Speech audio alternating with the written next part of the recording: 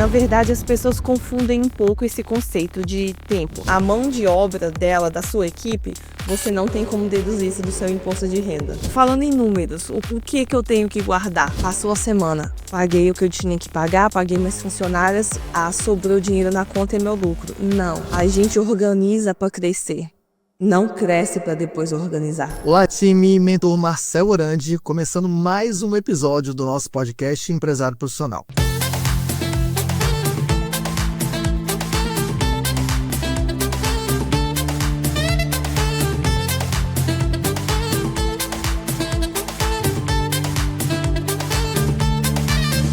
E hoje a gente vai falar de um tema que nós empresários, a gente em geral, não só não gosta tanto, quanto não sabe fazer bem, que é a parte financeira da nossa empresa, como é que a gente estrutura essa parte. E por isso, eu trouxe uma especialista aqui, Ana Knipp. Ela é bookkeeper e tax preparer aqui nos Estados Unidos e vai justamente responder quais são as principais dúvidas que eu e outros empresários, que a gente atende aqui nas mentorias, tem sobre esse tema. Então, Ana, super obrigado por estar aqui com a gente. Queria começar te perguntando o que é um bookkeeper. Bom, primeiramente, muito obrigada pelo convite, me sinto lisonjeada. O bookkeeping, se a gente for traduzir do inglês para o português, é a contabilidade. Então, nada mais é que você ter conhecimento da sua entrada, da sua despesa e do seu lucro. Então, é a classificação, a categorização das suas transações bancárias do mês. Esse é o trabalho do bookkeeper. Trazer pra gente todo o relatório daquela movimentação que às vezes é complexa. Exatamente. Ele organiza isso em reports, em relatórios, para que a gente tenha clareza dos nossos resultados financeiros. Exatamente. Você ter a prática do bookkeeping em dia, você vai ter a clareza real dos seus números, saber realmente o que está acontecendo, a sua receita, os seus gastos e o seu lucro. Então, beleza, eu estou começando agora porque eu estou muito amador na minha administração financeira e eu quero deixar isso de maneira profissional. Qual é o primeiro passo? O primeiro passo é você contratar uma profissional para fazer o seu bookkeeping. Como você faz? Exatamente. Porque ali você vai saber realmente a real situação da sua empresa. Se realmente está dando lucro ou se está te dando prejuízo. Onde você pode economizar e onde você pode investir um pouco mais. Eu quero reforçar o que você falou, tá, Ana? Por quê? Porque às vezes a gente acha que a gente vai fazer. Gente, um empresário profissional não deve fazer o seu bookkeeping por dois motivos. A menos que você já tenha um background de ser profissional em finanças, aí faz sentido. Não é o caso de 99% de nós empresários. Então, o que você precisa fazer é contratar uma pessoa, porque primeiro o preço é muito barato, varia ali de 150 até $200 no mês, é muito barato. Segundo, você não vai fazer sozinho porque você não tem que ter essa prioridade de despender tempo para fazer isso, sendo que você tem várias outras coisas mais importantes que só dependem de você. Fazer essa parte do financeiro não depende só de você, pode ser passado para um bookkeeper. Exatamente. E terceiro, porque você não vai fazer tão bem, nós não vamos fazer tão bem quanto você, que é um especialista. Então, o preço é barato, eu não preciso gastar o meu tempo porque eu posso estar fazendo outras coisas mais importantes para minha empresa crescer. Eu não sei fazer tão bem. Você pode estar quanto você, né? Mais clientes e gerando mais lucro da sua empresa se delegar essa função. Legal. Bom, tem muita gente que me pergunta, tá começando a montar a empresa, se o ITIN number, ela tem que ter um tempo mínimo de empresa, um tempo mínimo aqui nos Estados Unidos. O que é o ITIN number? E tem esse tempo mínimo mesmo para eu abrir um? Não, na verdade as pessoas confundem um pouco esse conceito de tempo. Na verdade, não é o tempo que você está aqui no país, e sim quando você chegou. Por exemplo, agora nós estamos em setembro, mas suponhamos que fosse março, tá? Então, se a pessoa chegar no ano passado, que seja dezembro do ano passado, em março eu já consigo fazer o request do IT number dela. Não teve um ano, como as pessoas acham, por quê? Ela tem que ter chegado no ano anterior. O que é o IT number? O IT number, ele, para gente que está aqui fora do status, que não consegue ou que não tem direito a aplicar para um Social Security, que seria o nosso CPF no Brasil, ele tem quase, vamos assim dizer, quase a mesma função que o social, mas ele especificadamente é para uma declaração de imposto. Então, para eu poder fazer o seu pedido de IT number, eu preciso de fazer sua declaração de imposto junto. Na verdade, a gente faz o imposto referente ao ano anterior. Então, se a pessoa chegou no mesmo ano, eu não tenho como fazer o IT number dela. Não que seja esse período de um ano, mas sim quando a pessoa chegou aqui. Tá, legal. Eu recebi algumas perguntas aqui e eu separei, né, da nossa audiência lá no Instagram. Então, eu tenho uma pergunta que é: se meus helpers recebem o 1099, o que é o 1099? E não declaram ou não pagam o imposto em cima desse 1099. O imposto volta para a empresa e a gente, como empresa, paga alguma multa? Então, o que é o 1099? O 1099, como algumas pessoas chamam 1099 aqui, ele é um documento que vai relatar o que a pessoa fez de renda no ano anterior. Legal. Certo? Então, eu trabalho para uma empresa. Eu vou receber no ano seguinte esse formulário 1099 com todos os meus recebimentos referente ao que eu trabalhei nessa empresa. A empresa gera esse formulário e o funcionário não paga o imposto em cima desses recebimentos. O que acontece com a empresa? Vamos lá.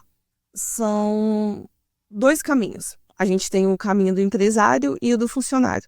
No momento que o empresário relata para o IRS, que é a nossa Receita Federal aqui nos Estados Unidos, que eu paguei a pessoa A um valor X no ano passado, eu reportei, eu fiz a minha parte. Eu tive aquilo como uma despesa da minha empresa. Mas se a pessoa não fez a parte dela, ou seja, não fez a declaração do imposto de renda, eu como empresária não vou ser prejudicada, porque eu fiz a minha parte, a minha responsabilidade. Eu declarei aquela despesa de funcionário. Agora, se ela não fez a parte dela, aí não acarreta nenhum problema para minha empresa. Bom, tem algumas pessoas que aparecem com uma ideia de que elas podem usar o serviço, né, que elas fazem. Então, por exemplo, no cleaning, elas doam limpezas, né, para casas. Elas usam isso no marketing e depois podem descontar isso do imposto. Tem algum fundo de verdade? Não pode. Muitas pessoas acham que se eu não fizer a doação em forma de dinheiro, eu posso doar a minha hora trabalhada ou mandar a minha equipe lá para limpar uma casa em forma de doação. Essa informação não procede. Você só pode fazer a doação de maneira monetariamente, ou seja, você vai lá, retira ou dá um cheque da sua empresa e faz uma doação. Você pode até fazer a doação, mas não vai descontar 60% no imposto, né? Sim, agora a mão de obra dela, da sua equipe, você não tem como deduzir isso do seu imposto de renda. Pode fazer sua doação, pode ajudar, mas financeiramente, monetariamente falando, saindo cash, vou assim dizer, de uma maneira mais simples. Uma das principais maneiras, né, da gente sair da operação é a gente criar uma reserva financeira para que eu tenha justamente um respaldo para eu ficar um tempo sem trabalhar na operação. Como é que eu crio essa reserva financeira? Bom, a melhor maneira de você criar essa reserva financeira é você abrindo uma conta de emergência, uma savings account. Mas aqui eu sempre aconselho a abrir não essas savings accounts comuns, de bancos comuns. Eu sempre aconselho a pessoa a abrir uma high yield savings accounts, porque ela vai gerar muito mais do que uma savings account normal. Então, ok, Ana, a high yield savings accounts é a melhor opção para mim.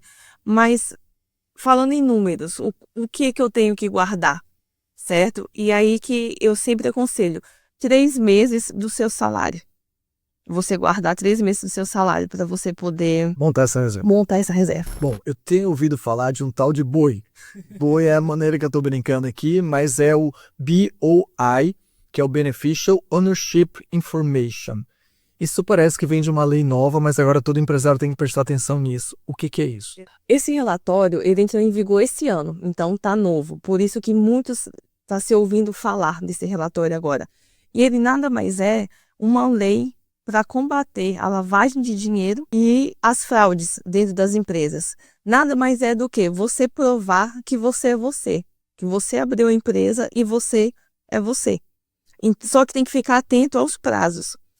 Se você abriu sua empresa, registrou sua empresa esse ano ainda, você tem 90 dias após essa data do registro para fazer a declaração desse relatório. Se você não fizer, é uma multa de $500 por dia. Nossa, uma milionada. Sim. Agora, se você já tiver aberto sua empresa antes de 2024, você tem até dia 31 de dezembro desse ano para fazer esse relatório. E é apenas uma vez. tá? Não é todo ano, você faz apenas uma vez. Caso você mude alguma coisa na estrutura da sua empresa, ou diminua um dono, ou acrescente um sócio, aí sim você tem que submeter um novo relatório. Ao contrário, é apenas uma vez. Como é que eu sei se minha empresa está dando lucro de verdade? Ótima pergunta, Marcelo, porque muitas pessoas, muitas empresárias acham que passou a semana, paguei o que eu tinha que pagar, paguei minhas funcionárias, sobrou dinheiro na conta e meu lucro. Não, esse não é o seu lucro. Você vai realmente saber o seu lucro através do bookkeeping, do Profit and Loss, que é o quê? Você realmente saber as suas entradas, as suas saídas, suas despesas e sim o seu lucro. Porque o que acontece muito que eu vejo? As pessoas apenas fazem conta do que está entrando e do que elas estão pagando de funcionários, mas esquecem que tem outras despesas.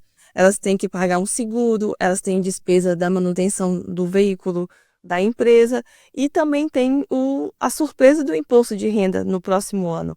Então, ela tem que saber exatamente os números dela para ela poder saber realmente o que é o lucro. Não tipo, paguei tudo que eu tinha que pagar, o que sobrou é meu, eu estou no lucro. Não, não é assim que funciona. Bom, e eu tenho uma última pergunta que me importa bastante, eu sei que importa muito para as minhas mentoradas aqui, meus mentorados, que é, existe algum procedimento que me dê mais segurança de que meus bens vão ficar seguros caso aconteça alguma coisa desastrosa na minha empresa?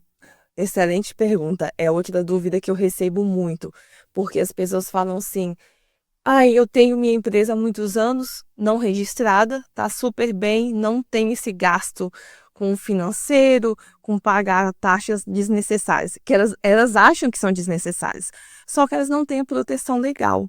Ou seja, se acontecer algum acidente dentro de uma casa dessa, ou se elas quebram aconteça algum dano dentro da casa ou da funcionária, se elas não tiverem essa estrutura legal, essa separação dos bens delas pessoais dos empresariais, dependendo do dano que ela causar, eles podem sim recorrer aos bens pessoais dela. Diferente de se você tiver a sua empresa registrada no estado, no federal, tudo certinho, a pessoa pode até te dar um sul, você pode até receber um processo ou da dona da casa ou até de uma própria funcionária. Mas você tendo a separação legal, não vai atingir os seus bens pessoais, vai atingir apenas os bens da empresa. Então, por isso que é tão importante você, ainda mais que a gente fala tanto aqui, sair do amadorismo para ir para o profissional.